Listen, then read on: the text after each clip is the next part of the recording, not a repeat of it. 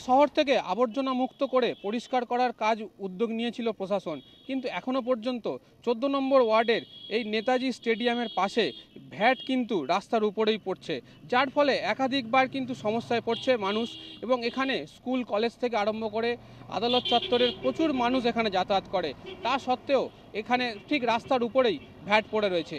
সাধারণ মানুষ ডায়মন্ড হারবারবাসীদের দাবি যে এখান থেকে অতি দ্রুত ভ্যাটকে সরিয়ে নিয়ে যেতে যায়, সেই জন্য উদ্যোগ নিক প্রশাসন।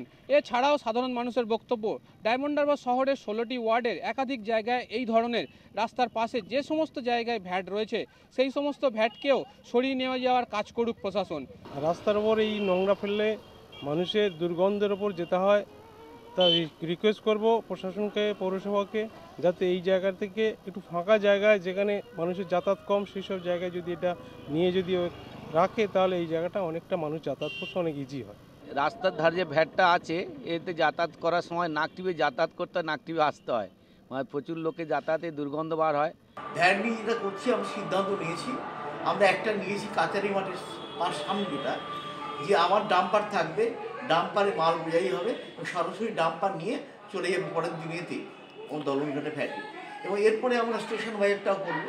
এরপরে স্টেশন বাজার হয়ে গেলে আমরা 16 নম্বর ওয়ার্ডে একটা ভ্যাট আছে, এটাও প্রত্যেকটা ভ্যাটে ডাম্পার রাখা হবে, এই ডাম্পারে মাল বোঝাই হবে এবং সেই ডাম্পার নিয়ে চলে যাবে দলনঘাটা ভ্যাটে, যাতে আর কোনো অপরিষ্কার থাকবে না। ডায়মন্ড হারবার প্রশাসন জানিয়েছে পুরসভার উদ্যোগে এখান থেকে ভ্যাট নিয়ে যাওয়ার কাজ শুরু হবে অতি দ্রুত, এবং তার কাজ এখনও পর্যন্ত শুরু হয়ে গিয়েছে।